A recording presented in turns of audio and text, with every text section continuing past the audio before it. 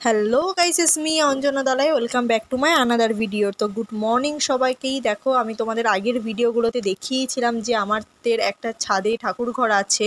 তো এটা হচ্ছে আরেকটা ঠাকুর ঘর, মেনলি আমার মার জন্য করা হয়েছে। মা ওপরে যেতে পারে না পায়ে ব্যথার জন্য, তাই মা এখানেই পুজো দেয়। তো পুজো করে নিয়েই দেখো আমি আখের রস খেতে চলে গেছিলাম। আমার এতই শরীর খারাপ, দিদি বলল যে চল আখের রস খেয়ে আসি, তাই আমি আর দিদি মিলে আখের রস খেতে চলে গেছি।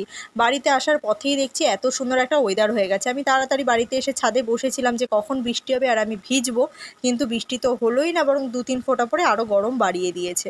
তারপরেই দেখো আমি দুপুরে খেতে বসে গেছিলাম। ভাত, সোয়াবিনের তরকারি, পাঁপড় ভাজা আর আচারটাও ছিল, কিন্তু আচার আমি মেনলি লাস্টে খেয়েছি বলে ভিডিও অতটা করা হয়নি।